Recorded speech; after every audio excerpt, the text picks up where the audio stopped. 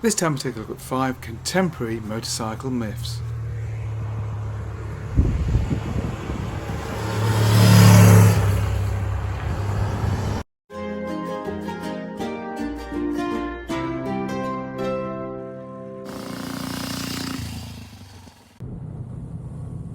Now, as I've said before, I am a big fan of Mythbusters. It was a great show that used real science and of course real history to examine some of those myths that people commonly believe. Sometimes the myths proved true and sometimes rather less so. So in that spirit, once again we're taking a look at 5 more motorcycling myths, but on this occasion they're going to be a little bit more contemporary.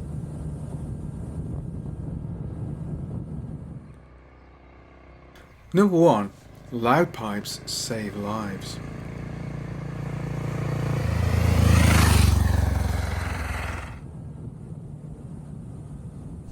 This is one of those things that's become very controversial in recent years, with some quoting research which states that clearly this is not the case. But the difficulty here is, how do you establish a negative? How do you conclusively prove that because the guy did not have a louder exhaust, for example, that resulted in a greater incidence of accident? And vice versa. What happens if a guy has a loud exhaust but still had an accident? It's an extraordinarily difficult thing to prove. The argument against, generally, is that, well, most people drive around looking at their phones and playing really loud music, so have no idea what's going on around them. That kind of assumes that everybody does the same thing, and I'm not really prepared to believe that. If you think this all sounds a bit like a sweeping generalisation, in my opinion you'd be quite right. And here's the problem. Because the more you look into it, the more complex this whole principle is. It relies on a number of human factors. So can we definitively say that loud pipes definitely don't save lives? In all honesty, I see no evidence to show that it doesn't. And certainly from my own experience filtering through traffic, my Moto Guzzi is a much louder bike than Deb's Honda. Cars more often move out of the way for me than they do for Deb. And there's the rub. If the car drivers didn't hear me, why are they more likely to move out of the way? Clearly the extra noise is making me more obvious to the people in cars. And while there are rather obviously a number of factors which dictate just how safe your relationship with the cars around you is, how fast you're riding, how recklessly you're riding, and also the car drivers, are they making good observations, the standard they're driving, etc. But that doesn't mean that the exhaust isn't making a difference at all. But unfortunately, for the purpose of assessment, it's very, very difficult to really calculate with any accuracy what difference it is making. So I'd have to say I'd conclude with this one: plausible, but most certainly not proven. Number 2. Lugging your engine will save you money.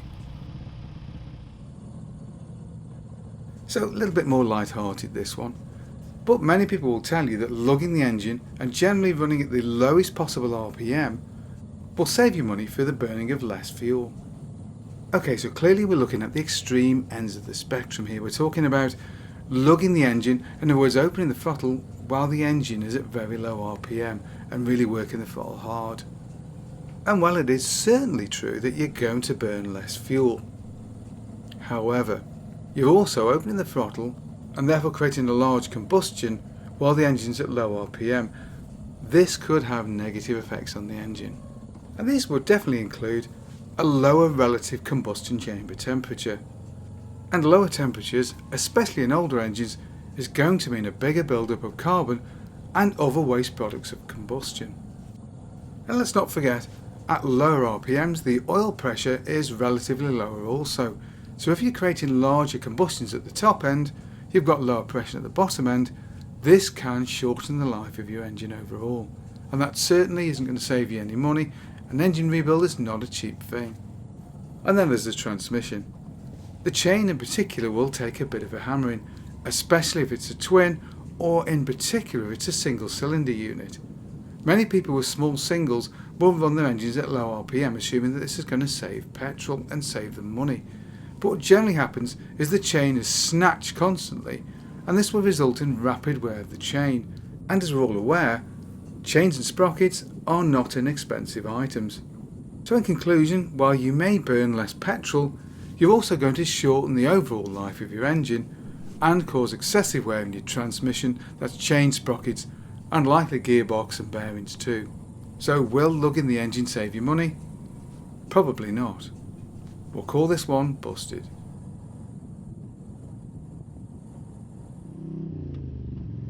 The Italian tune-up. Yes, this myth looks at essentially the other end of the spectrum from the lugging, and essentially says that giving your engine a good thrashing every now and again is going to do it good. Now, to be clear, the myth does not say that you should drive your engine hard as you can and ride like a maniac here, there and everywhere and it's good for the bike. It doesn't say that at all. It just means once in a while a good hard ride will do the engine the power of good and clean it out. And this is one of those myths that many people choose to believe. I do myself because, let's face it, it's a good excuse to hammer your bike every now and again. Now in the car world, this is certainly the case with diesel engines. Just ask anybody who likes to boot their diesel every now and again. It blows a hell of a lot of crap out the back of the exhaust, and that can only be a good thing for your engine overall. But is this true with the good old-fashioned 4-stroke motorcycle? Well, essentially, all the things that apply to diesel engines apply equally to pretty much every other one. Particularly if it's an old carburetted engine, older engines tend to run richer, and so a build-up of carbon is a bigger problem. We all remember the old tales about your dad decoking his 2-stroke Bantam years and years ago. But that certainly wasn't true solely of 2-strokes. All 4-strokes, especially classic ones, and some more modern ones in reality, will tend to build up carbon over time.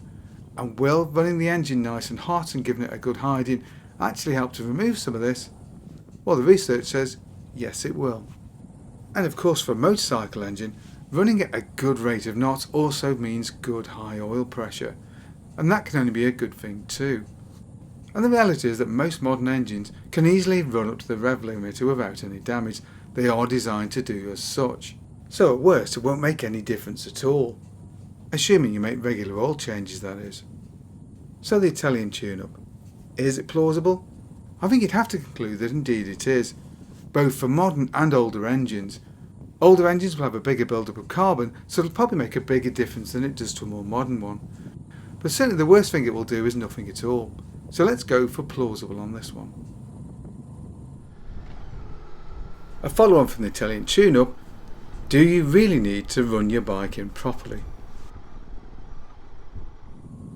So this myth essentially says that for modern engines it really doesn't make any difference whether you thrash the engine to run it in or whether you follow the guidelines and run the engine in really carefully. And indeed this is something at least which has been reasonably well researched, because it's fairly well provable one way or another, hasn't it? And a number of YouTubers and engineering professionals have given this one a fair amount of testing, usually involving two identical engines put through completely different scenarios. The conclusion generally is it doesn't seem to make any difference at all whether you thrash the engine and work it quite hard to run in or whether you're very delicate. Although in all cases running at a constant velocity is never seen as a good thing. But generally speaking, as long as you're changing the oil, the engines seem to cope pretty well whatever you do with them, with no excessive wear found on engines that were worked quite hard on running. Now my caveat here would be this is certainly not the case if you're running in an older engine that you've just rebuilt, and 2-strokes in particular. In these cases, a level of caution is indeed advised. So, can you ride your bike hard on running? Modern evidence seems to indicate that this is indeed true, so this is definitely a myth confirmed. However, in the interest of warranty, I would advise some caution here, as there seems little sense in invalidating your warranty just to prove a point. Finally, louder is faster. Yes, who over the years has not been tempted to fit a big loud exhaust to their pride and joy and generally go around annoying the neighbours? And we've all seen the website data of exhaust manufacturers clearly showing a little uplift in overall power. And overall it all seems pretty plausible. The engine's going to breathe better surely, so it's going to make more power, right? Well, maybe not. Because when it comes to combustion there are three factors you need to consider. How the air gets in, how fast the air gets out, and how much fuel is injected into that air while it's in the combustion chamber. So essentially there's no point changing any one of those parameters and hoping that's going to make a big difference. So basically, if you're going to improve airflow out, you have to improve the airflow going in, and of course you have to change the amount of fuel being supplied too. And if you don't change all three of these parameters, you're not likely to see any great improvement. And in fact, in many independent tests, these exhausts can actually make the bike run less well, with poorer fueling at various points in the rev range, and in some cases actually less power at the top end. And while it's certainly true that changing all three parameters may improve your overall performance, that's not a given. Because fine-tuning the breathing of any complex engine is a bit of a dark art in reality.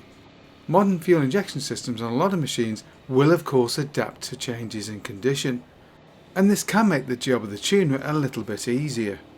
With a carburettor of course you're going to have to fiddle around with jet sizes, but ultimately none of this will guarantee you more power. And more importantly, it may well not guarantee more power across the whole rev range. Simply having a little bit more power at the top end isn't much of an advantage if you lose a big dollop of power in the mid-range.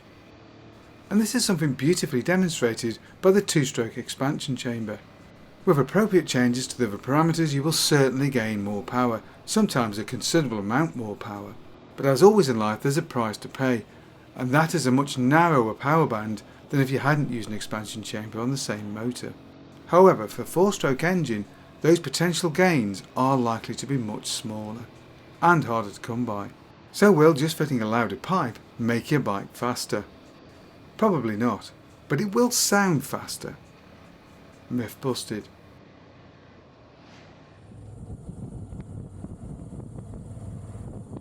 What other subjects would you like to see us cover in a future video? Hope you enjoyed this particular video. If you did, don't forget to like and subscribe, and of course, thank you very much for watching.